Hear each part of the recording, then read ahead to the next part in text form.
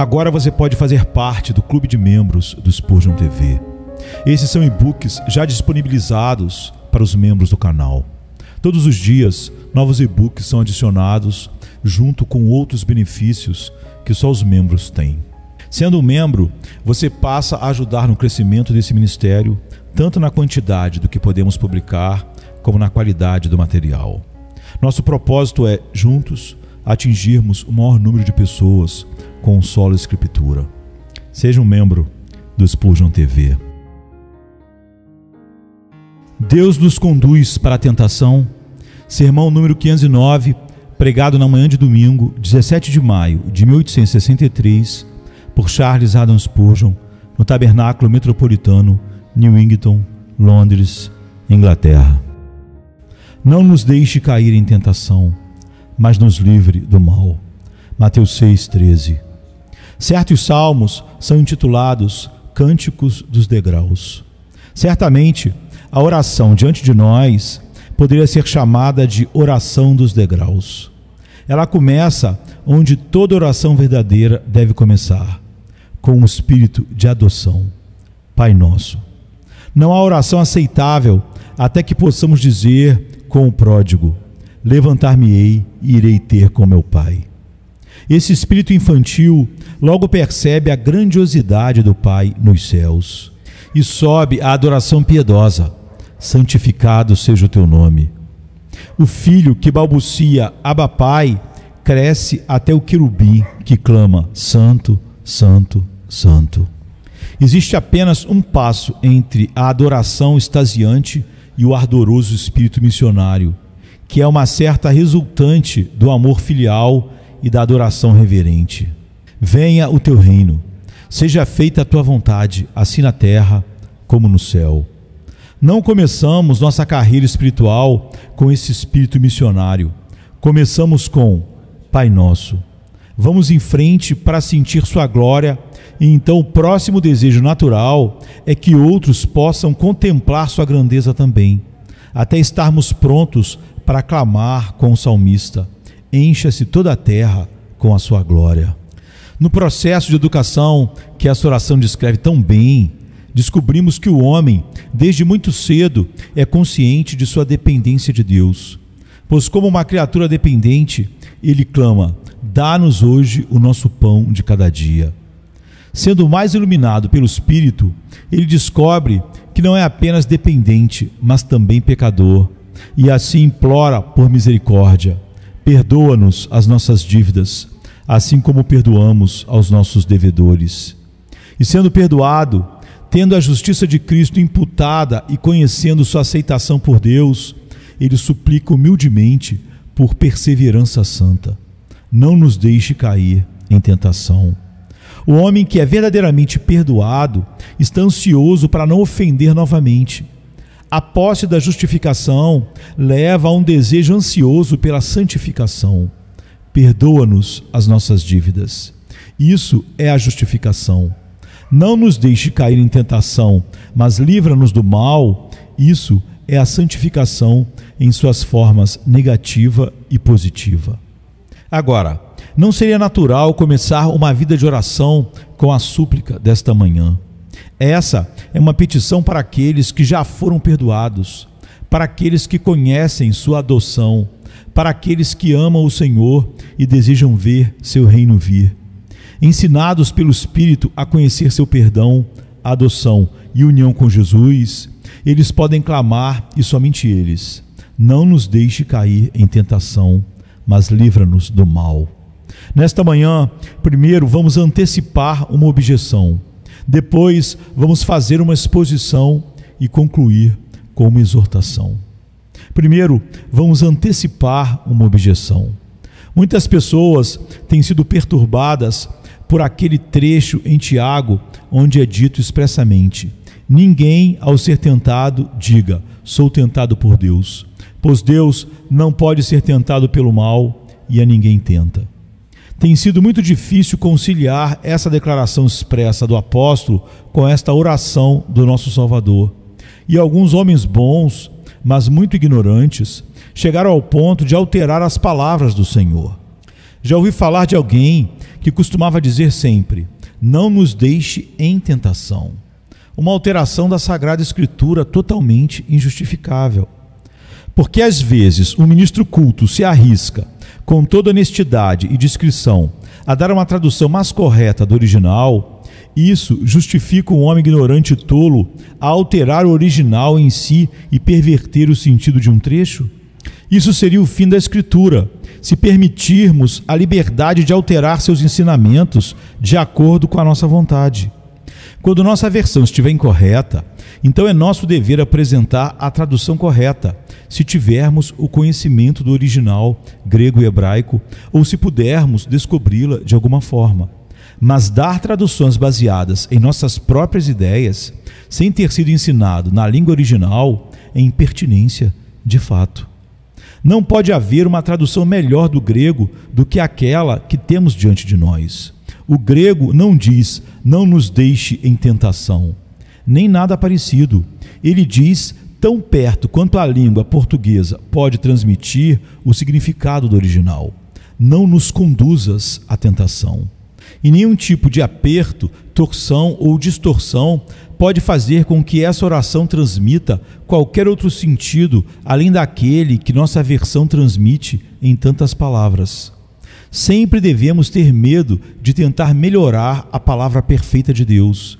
E quando nossas teorias não se alinharem com a verdade divinamente revelada, devemos alterar nossas teorias, mas nunca tentar, nem por um momento, remover uma palavra de Deus de seu lugar. Também não podemos sair da dificuldade supondo que a palavra tentação não significa tentação, mas deve ser restrita ao sentido de provação. Agora, concedemos imediatamente que o uso da palavra tentação em nossa tradução das Escrituras é um tanto propenso a enganar. A palavra tentação tem dois significados: tentar e seduzir. Quando lemos que Deus tentou Abraão, não devemos entender de forma alguma que ele o seduziu a algo que fosse mal. O significado da palavra naquele lugar, sem dúvida, é simplesmente que Deus o provou. Mas permitam-me dizer que esta interpretação não se sustentará com este texto particular agora diante de nós. A palavra aqui usada para tentação não é a palavra normalmente escrita quando se quer dizer prova. É exatamente a palavra que se empregaria se a tentação ao pecado fosse pretendida. E não posso acreditar que qualquer outra tradução possa resolver o caso. A paráfrase de Doddridge é feliz: não nos coloque em circunstâncias de tentação pressionante, para que nossa virtude seja vencida e nossas almas postas em perigo por elas. Mas, se devemos ser assim provados, resgata-nos da influência do maligno. Concedo que a palavra inclui prova, como toda tentação o faz, pois toda tentação, mesmo se for tentação de Satanás, é de fato uma prova de Deus. Ainda assim, há mais do que prova no texto, e você deve olhar para ele exatamente como está. Como diz Alford, o conduzir à tentação deve ser entendido em seu sentido literal. Tome o texto exatamente como você o encontra. Significa literalmente e verdadeiramente, sem qualquer variação: não nos deixe cair em tentação, mas livra-nos do mal. Bem, pergunta alguém, se Deus não tenta os homens, como pode ser correto orar: não nos deixe cair em tentação? Queridos irmãos, notem que o texto não diz: não nos tente. Se dissesse, então haveria uma dificuldade. Mas não diz: Senhor, não nos tente, mas diz: não nos deixe cair em tentação. E acho que serei capaz de lhes mostrar rapidamente que há uma grande diferença entre conduzir à tentação e tentar efetivamente. Deus não tenta ninguém. Deus tentar no sentido de seduzir ao pecado é inconsistente com sua natureza e completamente contrário ao seu caráter conhecido. Mas para Deus nos conduzir a esses conflitos com o mal que chamamos de tentações, não só é possível, mas usual.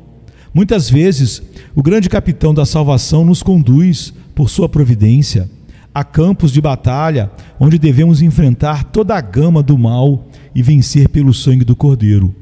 E esse conduzir à tentação é, pela graça divina, controlado para o nosso bem, pois ao sermos tentados, crescemos em força na graça e paciência. Nosso Deus e Pai pode, por fins sábios que em última análise servirão à sua própria glória e ao nosso lucro, nos conduzir a posições onde Satanás, o mundo e a carne possam nos tentar. E a oração deve ser entendida nesse sentido de uma humilde desconfiança própria que recua do conflito. Há coragem aqui, pois o suplicante olha calmamente a tentação nos olhos e teme apenas o mal que ela possa causar nele. Mas há também um santo temor, uma sagrada autossuspeita, um temor de contato com o pecado em qualquer grau.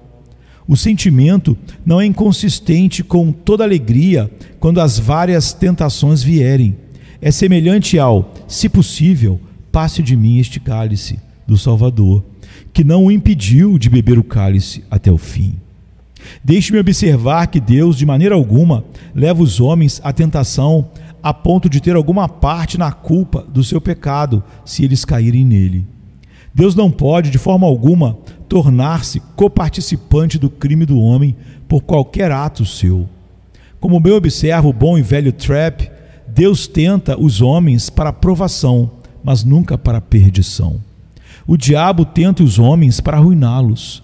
Deus prova os homens e os coloca onde Satanás pode tentá-los, mas ele os conduz à tentação para a prova, para que a palha seja peneirada do trigo, para que a escória seja separada do ouro fino. Por essas provações, os hipócritas caem, sendo descobertos na hora da tentação, assim como o vento de março varre pela floresta e, encontrando os galhos podres, os quebra da árvore, sendo a culpa não do vento, mas do galho deteriorado. Tiago alude à real solicitação ao mal, na qual o Deus mais santo não pode ter parte. Mas nosso texto lida com a condução providencial da tentação, que acredito que você pode ver claramente que pode ser obra do Senhor, sem que sua santidade seja manchada de qualquer forma.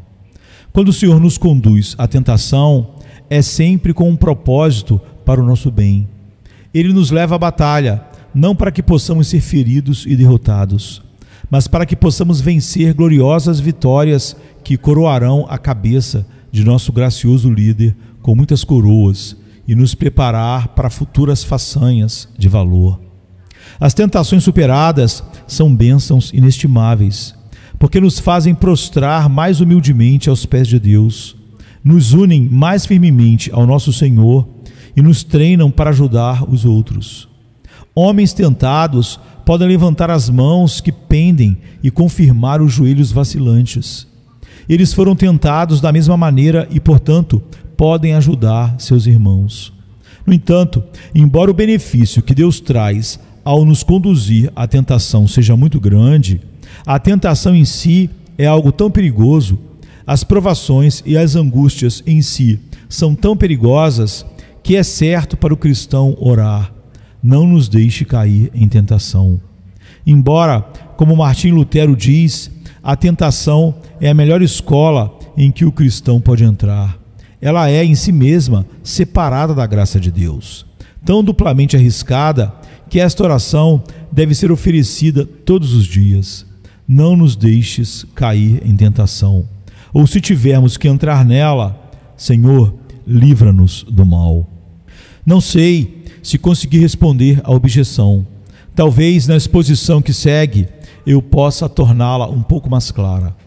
Desejo dizer que, embora Deus não tente os homens, isso é afirmado nas Escrituras, na razão e pelo próprio caráter de Deus, tudo prova que é fato. Ele pode e certamente nos conduz a situações em sua providência, onde é absolutamente certo que seremos tentados. E, portanto, nossa consciência de fraqueza deve nos constranger a suplicar por escape do terrível conflito e livramento dele, se é que deve vir. Vamos agora explicar o texto.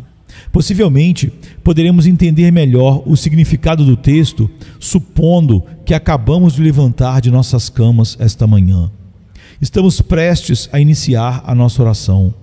Antes de fazê-lo, tentamos preparar os nossos corações para esse exercício sagrado. Olhamos para trás e lembramos de todas as nossas tolices, erros e pecados cometidos ontem. Sentimos uma profunda tristeza. Temos consciência de que hoje estamos tão fracos quanto ontem. Sentimos que se a tentação nos atacar, certamente iremos cair em pecado, assim como fizemos no dia anterior.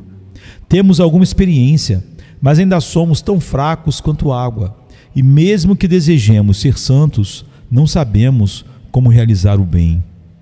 Ao mesmo tempo, temos uma aversão intensa ao pecado. Sentimos em nossos corações que preferiríamos morrer a ofender nosso Deus. Podemos até contemplar a tristeza em nossa vida com prazer, mas apenas podemos contemplar o pecado com horror. Sentimos medo de descer as escadas.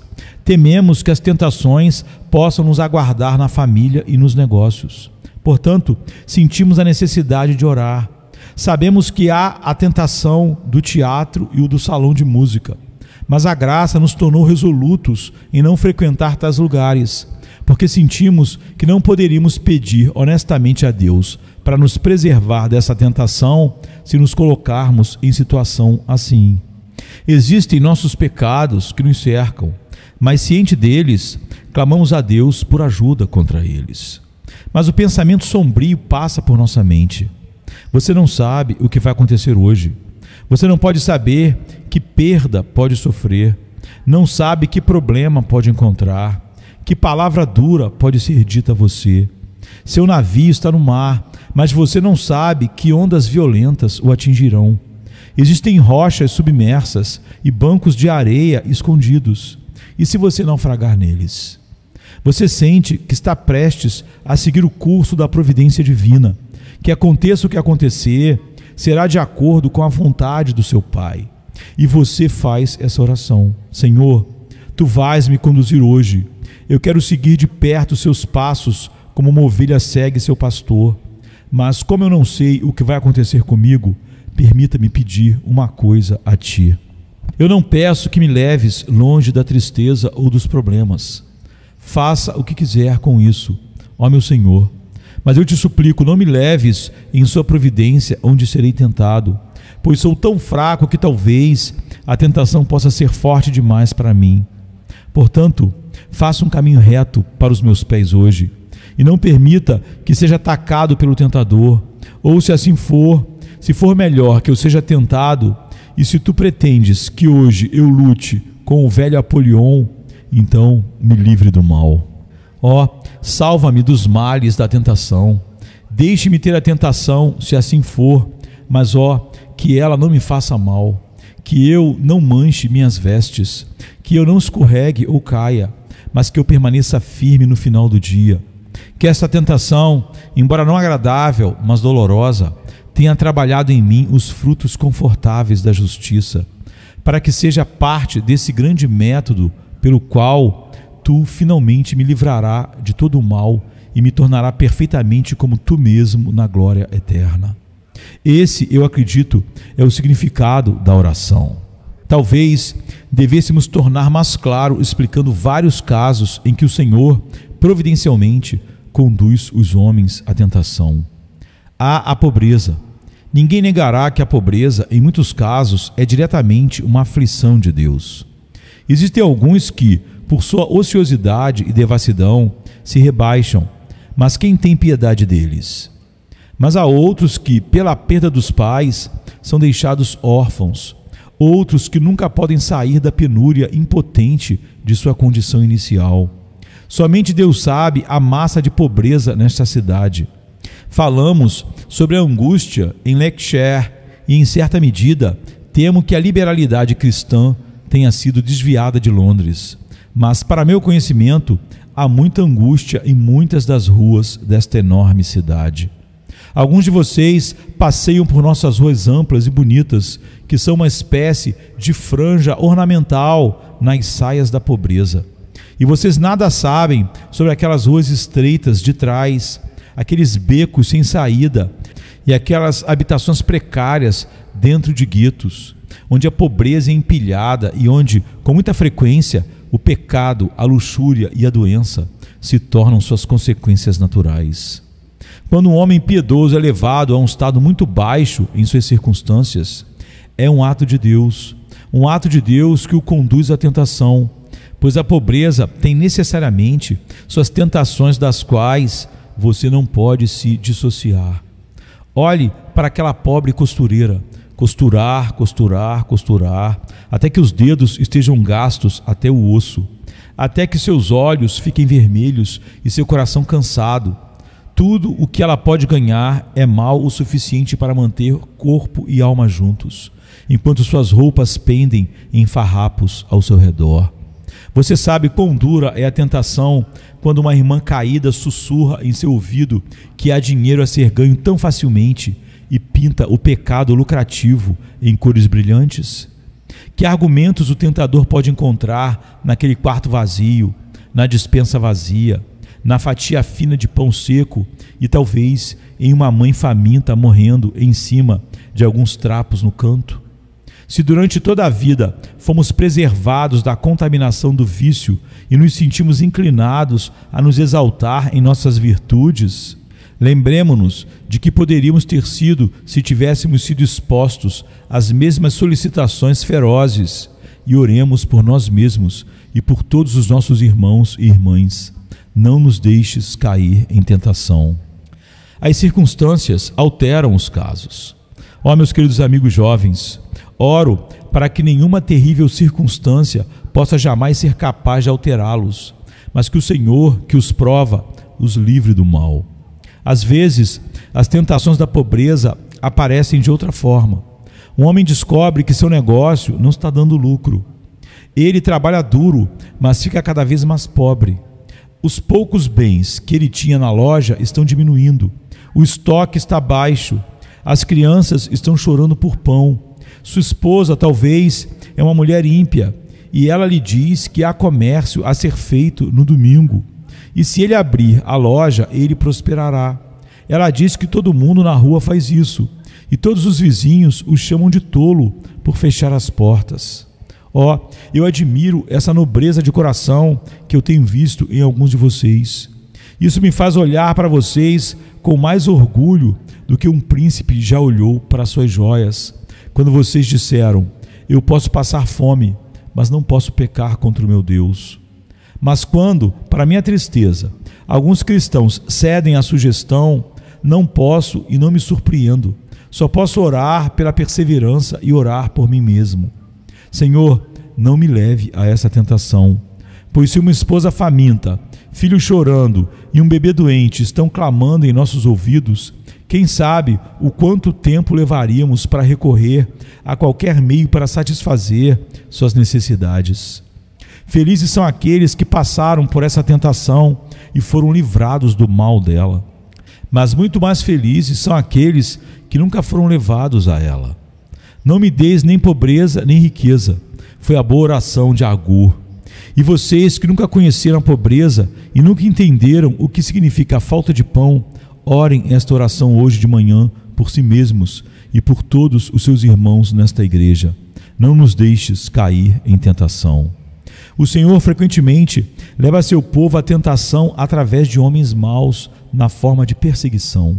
Acontece frequentemente que, no curso da providência, pelos fins mais sábios possíveis, um homem bom é colocado para trabalhar onde ele não encontra companheiros piedosos, mas onde seu nome é o tema de risadas. Às vezes, Deus é agradado em converter a mulher enquanto o marido permanece não convertido. E talvez ele se oponha à religião dela e insista que sua esposa não siga suas convicções. Agora, em casos como este, Deus claramente colocou o seu povo em uma posição onde eles são constantemente tentados com o medo dos homens. Essa tentação está inevitavelmente conectada à perseguição, uma tentação para ter vergonha de Cristo, esconder o rosto, segurar a língua quando deveria falar, abaixar as bandeiras quando elas deveriam estar tremulando ao vento, e como Pedro negar nosso Senhor. Quando algum jovem é, como se costuma dizer, provocado dia após dia, essas zombarias cruéis são muito mais difíceis de suportar do que uma chicotada nas costas. É uma grande coisa se um homem pode passar por isso, pode suportar a lenta assadura viva ano após ano e ainda assim ser livrado do mal. Mas, queridos irmãos, penso que você e eu podemos orar: não nos deixes cair em tentação, pois receio que haja alguns de vocês que são como o Nautilus, que, quando o Mediterrâneo está todo calmo e tranquilo, flutua em uma frota corajosa na superfície.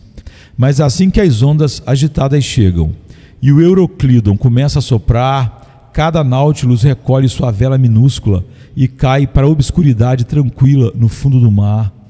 Há muitos desses crentes professos que, enquanto tudo corre bem, flutuam gloriosamente conosco. Mas se os tempos difíceis chegassem, eles sumiriam e seriam completamente desconhecidos e invisíveis.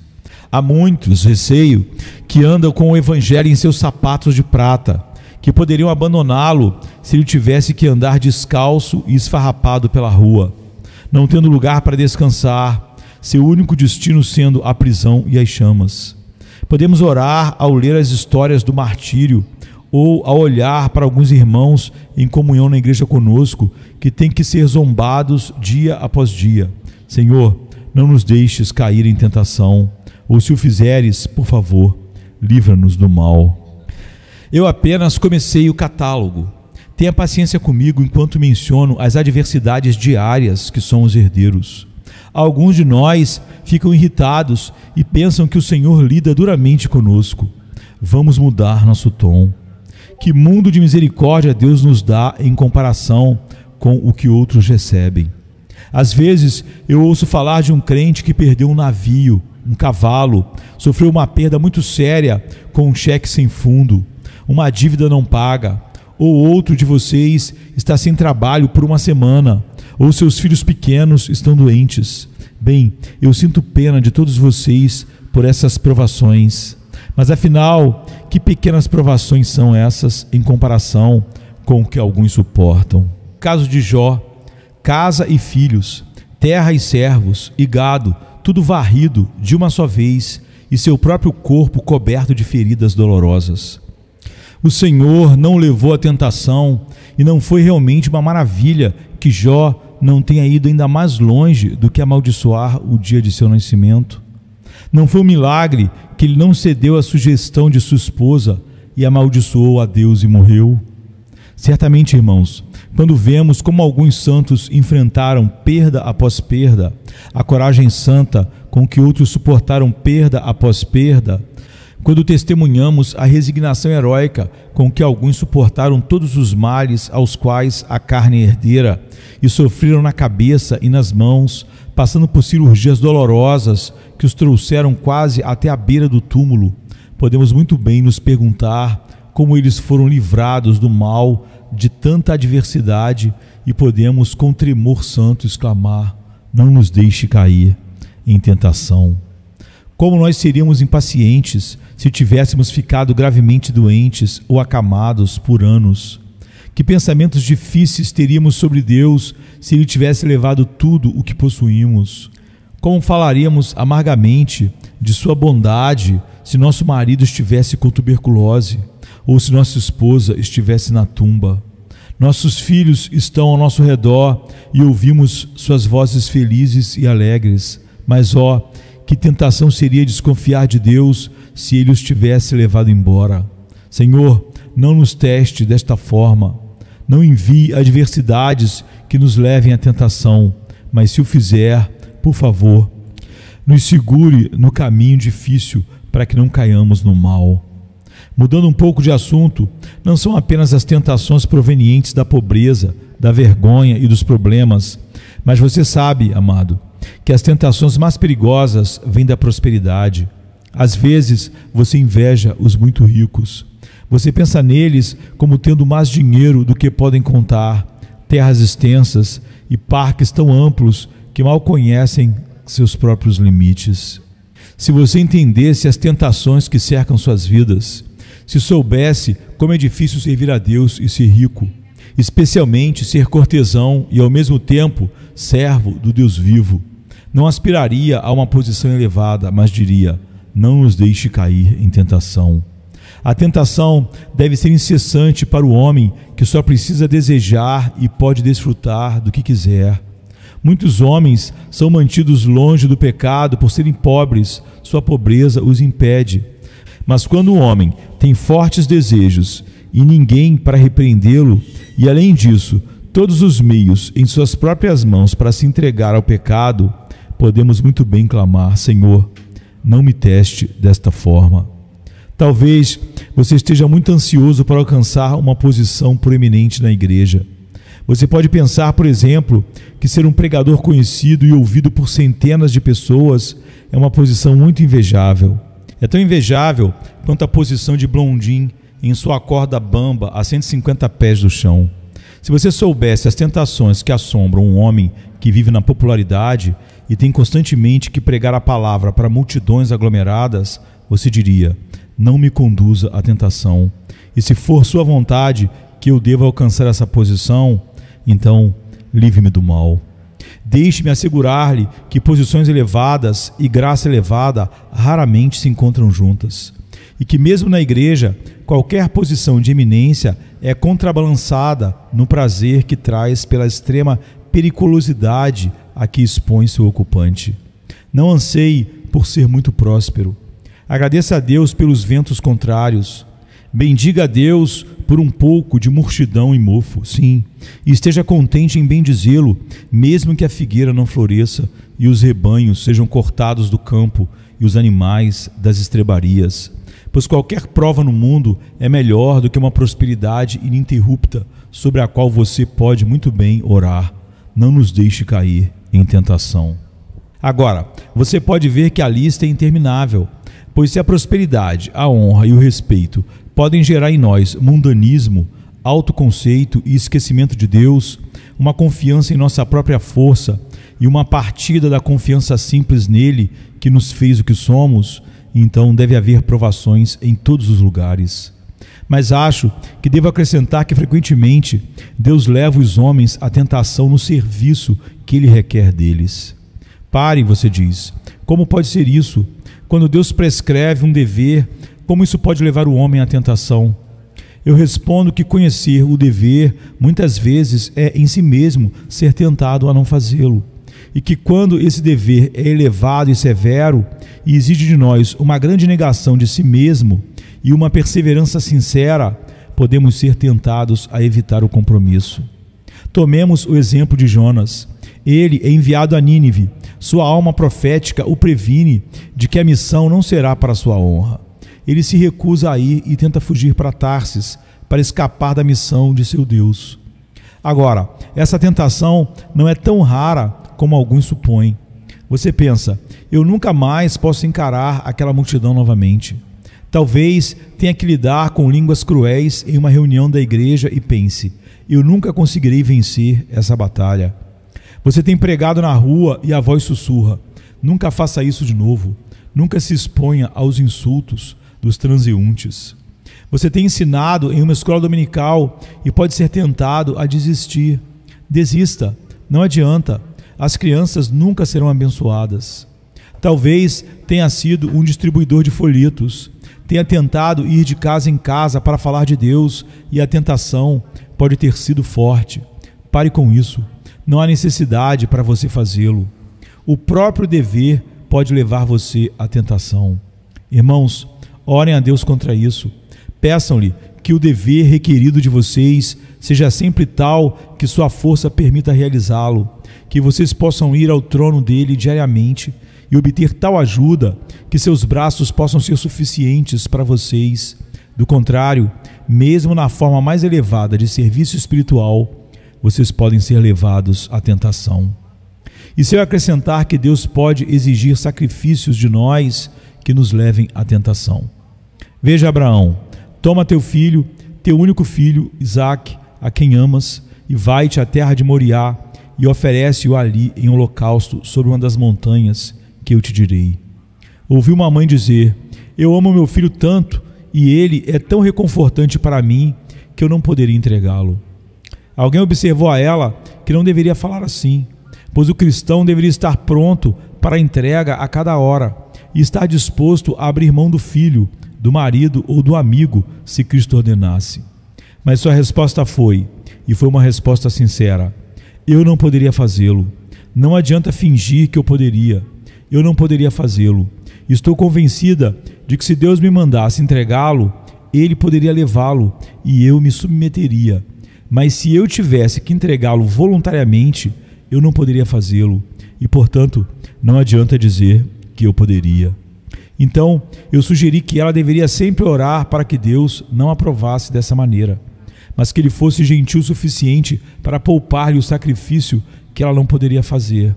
Que, na verdade, Ele não a levasse à tentação, ou, se o fizesse, que lhe desse tanta graça que ela não fosse tentada a rebelar-se, mas pudesse entregar seu filho, mesmo que ele fosse para ela como sua própria alma.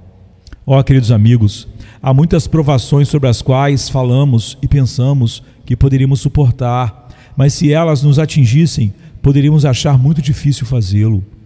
É fácil ser um marinheiro em terra firme e rir dos ventos quando você está aconchegado em sua cama.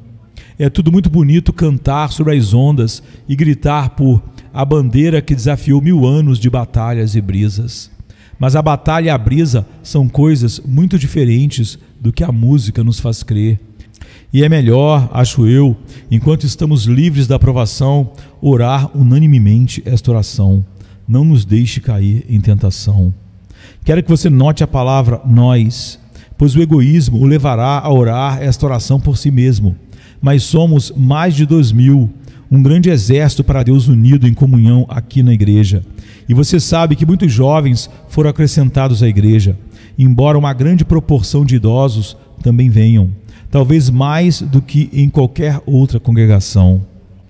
Lembre-se dos nossos jovens membros, nossos jovens homens e mulheres que estão muito expostos. Eu lhes faço um apelo, anciãos da igreja. Eu lhes faço um apelo, os mais velhos na fé. Eu lhes faço um apelo, mães em Israel, para que ofereçam esta oração hoje e todos os dias. Senhor, não nos deixe cair em tentação, mas livra-nos do mal. Amaine o vento para o cordeiro tosquiado. Não coloque o pequeno barco nas ondas turbulentas. Não envie seus pequeninos para batalhas severas. E, Senhor, já que todos nós somos fracos, velhos e jovens, visto que as mechas cinzentas não cobrem mais sabedoria do que os cachos de criança, a menos que tu deis sabedoria, então mantenha toda a igreja e não conduza nem pastor, nem oficiais, nem membros à tentação. Ou, se precisarmos ser levados lá, pegue a última sentença e ore ainda mais apaixonadamente: livra-nos do mal. Já ouvi falar de um pobre mineiro que, depois de se converter a Deus, tinha um grande temor de cair. E numa manhã, depois de ter suportado muito desprezo, zombaria, blasfêmia, xingamentos e maus tratos de seus companheiros de mina, antes de descer a mina, ajoelhou-se e orou para que Deus preferisse deixá-lo morrer a cair em pecado. Ele clamou: Senhor, deixe-me morrer antes de cair em pecado. E morreu ali mesmo, feliz por ser levado onde não mais conheceria o incômodo das provações externas ou da tentação interna. Concluímos nossas palavras com uma breve exortação. Exorto-vos a orar esta oração com muita seriedade, queridos amigos, e ordeno-vos que o façais por várias razões. Em primeiro lugar, lembrem-se do seu próprio coração. Um homem que carrega a pólvora consigo pode muito bem pedir para não ser levado onde as faíscas estão voando. Se tenho um coração como uma bomba, pronto para explodir a qualquer momento, posso muito bem pedir a Deus para que eu seja mantido longe do fogo, para que meu coração não me destrua. Talvez você tenha temperamento irritável. Por natureza, alguns homens ainda permanecem quentes e sanguíneos. Alguns de nossos amigos galeses, sempre assim, devem orar todos os dias para que não sejam tentados por quaisquer palavras zombeteiras, para que se mantenham calmos e tranquilos e não sejam levados à irritação.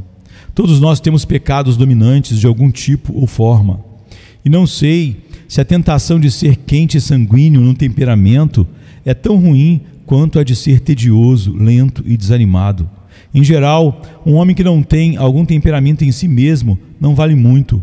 E aqueles que, como às vezes dizemos, são tão fáceis quanto um sapato velho, geralmente não valem mais do que esse artigo desgastado. Podemos ter tentações, no entanto, de outro tipo, e é ali que devemos levantar nossa oração com grande seriedade e intensidade de alma, exclamando: Senhor, não me deixe cair nessa tentação. Há um ponto fraco em cada um de nós, e lembre-se, a força de uma corda deve ser medida, não de acordo com sua força em sua parte mais forte, mas em sua parte mais fraca. Todo engenheiro lhe dirá que a força de um navio deve sempre ser estimada não de acordo com sua parte mais forte, mas com sua parte mais fraca. Pois se a tensão vier em sua parte mais fraca e ela se quebrar, não importa o quão forte o resto possa ser, todo navio afunda. Agora, digo que há um ponto fraco em cada homem. Na verdade, onde não somos fracos? Mostre-me onde reside nossa força.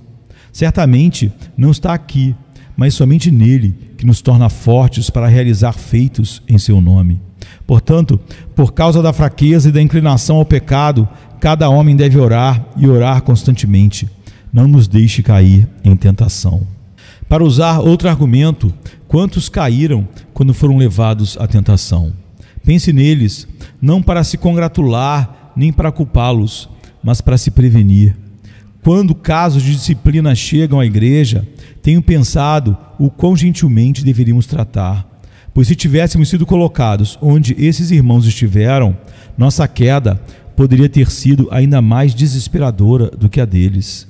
Muitas vezes me entristeci quando um irmão perdeu a paciência, e então pensei: bem, não posso acusar, mas não devo julgar sem caridade, pois se tivesse sido provocado apenas a metade do que ele foi, poderia ter sido pior do que ele. Quando vejo outro homem naufragado, devo ter cuidado para navegar cuidadosamente o meu próprio barco. Quando vejo outro que contraiu uma doença contagiosa, devo ter cuidado para não entrar nas áreas onde a doença é mais virulenta, para não pegá-la também. E se eu sei que há um grande desinfetante, um remédio celestial pelo qual a contaminação pode ser interrompida, como devo usá-lo? Esse remédio é a oração, e a oração precisa estar no texto. Não me deixe cair em tentação, mas livra-me do mal, para que eu não caia como outros fizeram e me torne fraco e vil como eles. Lembre-se de orar esta oração, porque se caímos sob a tentação, quão grande será a nossa miséria. Certo antinomista disse um dia que se um cristão caísse em pecado, ele não perderia nada com isso, exceto o que você pensaria que ele disse, exceto o seu conforto e a sua comunhão com Deus. Suponho que ele pensou que o conforto do cristão e sua comunhão com Deus eram uma gota no balde. Mas aquele que já perdeu seu conforto e sua comunhão com Deus, lhe contará outra história. Perder sua consolação, ter que gemer como Davi, faze-me ouvir júbilo e alegria, para que se regozijem os ossos que esmagaste. Esconde o teu rosto dos meus pecados e apaga todas as minhas iniquidades. Ore esse salmo penitencial e logo descobrirá que o pecado é o pai da tristeza e que um santo não pode escorregar sem causar muito dano a si mesmo. Tenho observado cuidadosamente esses irmãos que retrocederam e caíram em pecado e depois foram restaurados, e embora eu tenha me alegrado com sua restauração, nunca posso deixar de notar como são diferentes do que costumavam ser, tão quietos agora, tão tristes em aparência também. E embora talvez sejam homens melhores do que nunca foram, ainda assim a alegria de Deus se foi, a primavera saiu de suas almas. Eles não podem mais dançar com Davi diante da arca. Você nunca encontra Davi dançando depois de seus pecados com Betseba. Não havia dança nele depois disso. Ele mancou até o dia da sua morte. Cuide-se, homem. Se você não quer fazer para si mesmo um vestido de tristeza, se você não quer encher o travesseiro da sua cama de espinhos e usar correntes perpetuamente, cuide-se e ore a Deus para não ser levado à tentação. Pior ainda está por vir. Lembre-se do mal que a queda de um cristão causará. 1000 crentes vivem em santidade e ninguém fala nada sobre eles. Mas se um deles cair em pecado, o mundo inteiro fica sabendo. Eu não sei por que deveria ser assim, mas se eles conseguirem encontrar um peixe ruim em nossa rede, eles o exibem por toda a cidade em 24 horas. Vejam aqui, eles dizem: aqui está um dos que vão ouvir Spurgeon, aqui está um dos seus membros, ou algo parecido. Porque eles não olham para os 999 que permaneceram firmes? Porque eles não falam daqueles que servem bem ao seu Senhor e são fiéis até o fim? Mas isso de fato não serviria ao seu propósito.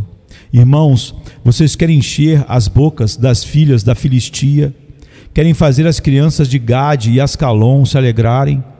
Querem ver a bandeira do inferno tremulando com orgulho na brisa e o brasão do nosso glorioso Cristo arrastado na lama? Querem entristecer o espírito? Querem abrir as feridas de Cristo novamente? Querem expô-lo e a sua bela esposa, a igreja, à vergonha pública? Se quiserem, então sejam negligentes em suas orações. Mas se não quiserem, se quiserem adornar a doutrina de Deus, o seu Salvador, em todas as coisas, se quiserem ganhar joias para a coroa de Cristo, se quiserem fazer com que os homens se maravilhem com Ele e com vocês, porque vocês estiveram com Ele, então orem esta oração: não nos deixes cair em tentação, mas livra-nos do mal. Não sei porque este texto deve vir neste domingo em particular, mas é bem provável que sua vida esta semana o deixe saber o porquê. Assim diz o Senhor para alguns de vocês: esta semana eu os peneirarei e os provarei. Ore para que você não entre em tentação. Cristo intercede por você, pois Satanás deseja ter alguns de vocês para peneirá-los como trigo. Una suas orações com as súplicas de Cristo para que sua fé não falhe. Não sei, não sou profeta, mas sinto um chamado para alertá-los sobre a vigilância. Pode acontecer algo que nos faça agradecer a Deus por este aviso. Estamos prevenidos porque fomos avisados. Podemos colocar nosso capacete a tempo, cingir nossa couraça e nossas sandálias de bronze e pegar em nossa espada, pois a batalha está chegando e o Senhor soou a trombeta e nos ordenou a clamar: não nos deixe cair em tentação. Essa oração não é adequada para alguns de vocês. Vocês não precisam ser conduzidos à tentação, pois já vivem nela. Um homem pode orar para ser mantido fora da água, mas um peixe não pode, pois vive nela. Da mesma forma, vocês, cujo elemento natural é o pecado, não podem orar: não nos deixes cair em tentação. Há outra oração que vocês precisam fazer antes de chegar a esta, que é: perdoai os nossos pecados. Orem por isso hoje, e então orarão: não nos deixe cair em tentação amanhã. Seus pecados estão acusando vocês diante de Deus hoje. Suas transgressões clamam no trono da misericórdia. Ouça o seu clamor. Elas clamam: justiça, justiça, justiça. Senhor, castigue aquele homem. Senhor, faça-o se perder.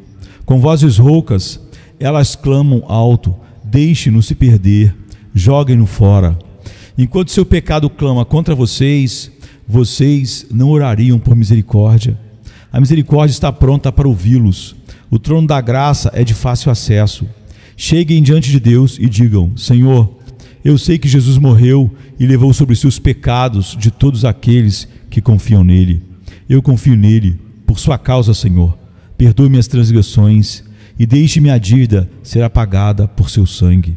Ele os ouvirá, pecadores, e antes de saírem por aquelas portas, seus pecados podem ser perdoados, e vocês podem estar brancos na justiça de Cristo e imaculados como a neve recém-caída. Depois disso, usem meu texto e orem a Ele, que é capaz de impedi-los de cair. Não nos deixes cair em tentação, mas livra-nos do mal. Amém, queridos. Amém. Venha se cansado estás,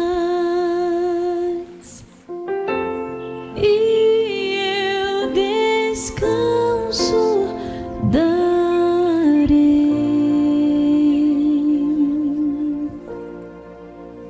Tu descansarás.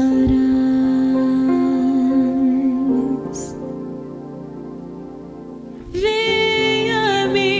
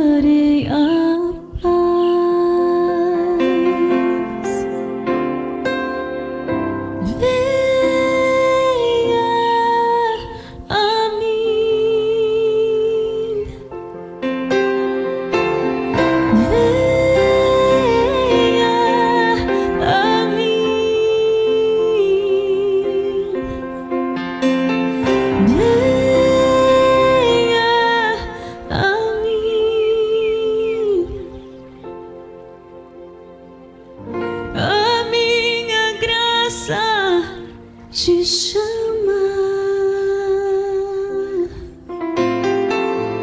A minha graça te salva.